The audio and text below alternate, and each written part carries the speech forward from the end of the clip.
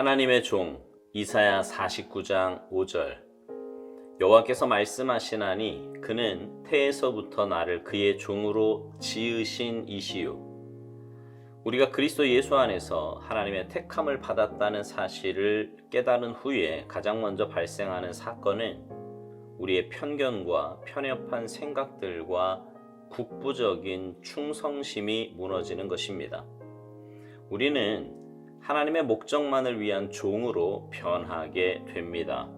모든 인류는 하나님을 영화롭게 하고 영원히 하나님을 즐거워하기 위해 창조되었습니다. 죄는 인류로 하여금 다른 길로 빠지게 하였지만 하나님의 목적을 조금도 바꾸지 못했습니다. 거듭날 때 우리는 인류를 향한 하나님의 위대한 목적을 깨닫게 됩니다. 곧 나는 하나님을 위해 피조되었다는 사실입니다. 그분이 나를 만드셨습니다. 하나님의 택함을 깨닫는 것은 이 땅에서 가장 큰 기쁨입니다. 우리는 하나님의 그 엄청난 창조의 목적을 의지하는 것을 배워야 합니다. 하나님께서 우리와 함께 가장 먼저 하시는 일은 일편단심의 마음을 채널로 하여 전 세계를 유익하게 하는 것입니다. 하나님의 본성 자체인 하나님의 사랑이 우리에게 임하게 됩니다. 전능하신 하나님의 사랑은 요한복음 3장 16절에 요약되어 있습니다. 하나님이 세상을 이처럼 사랑하사. 우리는 하나님의 창조의 목적에 열린 마음을 가져야 합니다. 나 자신의 주장으로 하나님의 뜻을 망쳐서는 안 됩니다. 만일 망치게 되면 하나님은 한쪽에서 우리가 아무리 고통을 당할지라도 우리의 주장을 좌절케 하실 것입니다. 선교사는 하나님의 종으로 선택되었으며 그를 통해 하나님은 영광을 받으십니다. 예수 그리스도의 구원을 통해 우리가 하나님을 위해 완벽하게 빚어졌다는 사실을 깨닫게 될 때 우리는 예수 그리스도의 요구들이 왜 그렇게 가차없이 엄격한지 이해하게 됩니다. 주님은 그분의 종들에게 하나님의 성품 자체를 넣어주셨기 때문에 그들에게 완전한 엄정함을 요구하십니다. 당신의 삶을 향하신 하나님의 목적을 잊지 않도록 주의하십시오.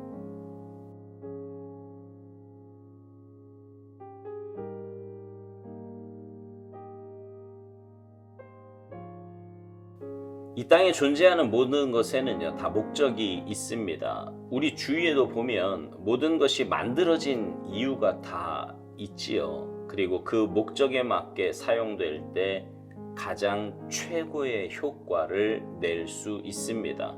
요즘은 핸드폰의 기능이 워낙 다양해져서 단순히 통화만을 위해 핸드폰을 사지는 않습니다. 검색도 하고요, 영화도 보고 게임도 하고 쇼핑, 은행, 업무 등 정말 핸드폰이 말 그대로 스마트폰이 되어서 우리 일상에 없어서는 안 되는 그런 물품이 되었습니다. 하지만 핸드폰이 그렇게 유용하다고 해서 그것을 가지고 못을 받거나 다른 물건을 깨는데 사용하지는 않습니다. 그렇게 했다가는 고가의 핸드폰을 망가뜨리는 일이 되기 때문입니다. 목적에 맞게 사용하는 것이 중요한 것이지요. 성경은 우리가 창조된 목적에 대해서 분명하게 말씀합니다. 이사야 43장 21절에 보면 이런 말씀이 있어요. 이 백성은 내가 나를 위하여 지었나니 나를 찬송하게 하려 함이니라. 하나님께서 우리를 창조하신 목적은 하나님께 찬송 드리기 위해서, 다시 말해 하나님께서 찬송 받으시고 영광 받으시기 위해 우리를 창조하셨다는 것입니다. 그러니 우리 이 땅에 살면서 하나님의 영광을 위해 하나님을 높여드리고 하나님을 찬송하기 위해 살아야 합니다. 그렇게 지음받은 인간이 죄로 인해 타락함으로 자기를 위해 사는 인생이 되었어요. 에덴 동산에서 선악과를 따먹는 동시에 하나님이 주인이 아니라 내가 주인이 되어버린 겁니다.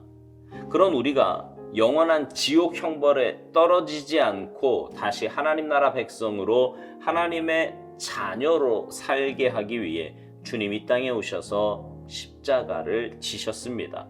그리고 성경은 주님께서 십자가 지신 이유를 이렇게 분명하게 밝히고 있습니다.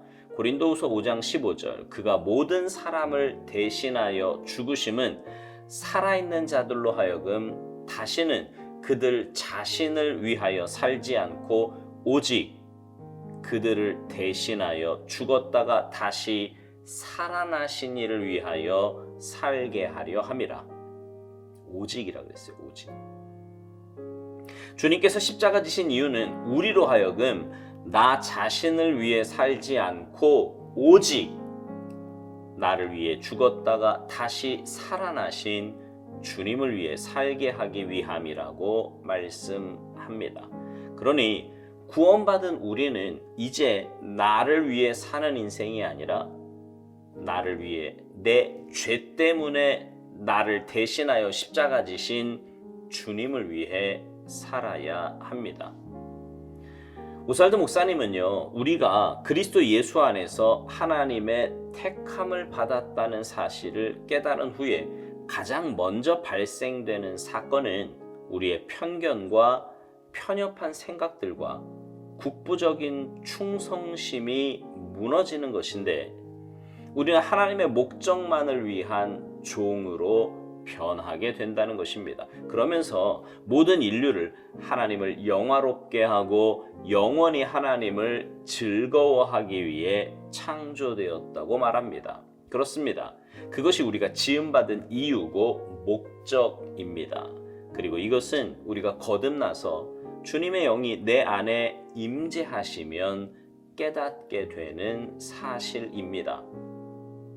이제 그렇게 거듭나서 창조 목적과 존재 이유를 알게 되면 하나님은 그런 우리를 통해 우리와 함께 일하시기를 원하시는데, 하나님의 가장 큰 원하심은 바로 영혼 구원입니다.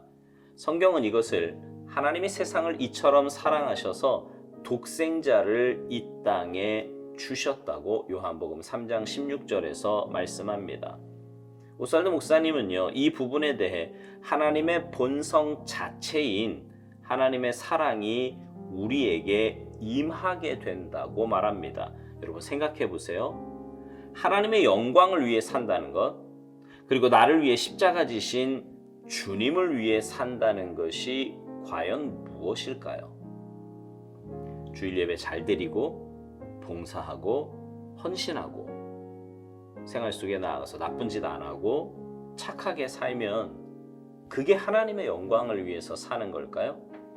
그런 삶의 모습은요, 자연스럽게 따라오는 거예요. 하나님의 자녀된 우리에게, 주님을 만나서 변화된 우리에게 따라오는, 자연스럽게 따라오는 현상이라고요. 주님이 내 안에 계시고 내가 주님 안에 있어 교제하다 보면, 동행하다 보면 따라오는 현상일 뿐입니다. 진짜 주님을 위해 산다는 것은 주님의 마음을 가지고 세상을 보는 겁니다. 한 영혼이라도 더 구원하시기 위해 하루를 천년같이 천년을 하루같이 기다리시는 주님의 마음을 읽어서 세상을 향해 그런 마음을 갖고 나아가는 것입니다. 여러분 혹시 아이를 잠시라도 잃어버린 적이 있으십니까? 저는요, 미국에 있을 때 미국에 이렇게 대형 마트들이, 우리나라에도 요즘은 많이 있지만 그 대형 마트가 있는데 그 마트에서 아주 잠시 하람이를 잃어버린 적이 있습니다. 그때만 생각하면 지금도 아찔해요. 머리가 하얘지는 것 같고요. 하람이를 찾는 일 외에는 아무것도 할 수가 없었습니다. 감사하게 얼마 지나지 않아서 그 마트 안에서 금방 찾을 수 있었지만 다시는 경험해보고 싶지 않은 일이었습니다. 여러분, 세상을 향한 하나님의 마음이 그런 거예요. 잃어버린 영혼들입니다. 원래 하나님의 자녀였는데 죄에, 세상에 빼앗긴 잃어버린 하나님의 자녀들이라고요. 그들을 향한 하나님의 마음은 우리가 아이를 잃어버렸을 때 그 마음과 동일한 것입니다. 그래서 주님은 친히 이 땅에 오셔서 그 모진 고통과 수모와 고난을 당하면서도 우리를 구원하고자 끝까지 그 길을 가셨던 것입니다. 이제 남은 사명을 우리에게 주셨습니다. 주님은 우리가 주님의 마음을 가지고 세상 보기를 원하십니다. 하나님의 자녀가 되었으면, 하나님 나라 백성이 되고 주님의 종이 되었으면 이제 세상에 나아가 주님의 마음과 사랑을 전하기를 원하시는 것입니다. 악한 원수 마귀는 이 일을 하지 못하게 어떻게 해서든 방해하려고 할 것입니다. 그러나 우리는 주님의 마음을 읽고 주님의 사랑을 가지고 세상에 나아가야 합니다. 그리고 우리 주위에 있는 사람들에게 생명 되신 주님을 전하며 아버지의 사랑을 알려주어야 합니다. 사랑하는 성도 여러분, 오스왈드 목사님의 권면대로 여러분의 삶을 향하신 하나님의 목적을 잊지 않도록 주의하시기 바랍니다. 이 땅에 살면서 왜 하나님께서 내게 이런 삶을 허락하셨는지, 하나님은 나를 통해 무엇을 하기를 원하시는지 잘 깨달으시고 깨달은 대로 순종하셔서 여러분을 통해 영혼 구원과 열방 회복의 역사가 나타나게 되기를 주님의 이름으로 축복합니다. 아멘.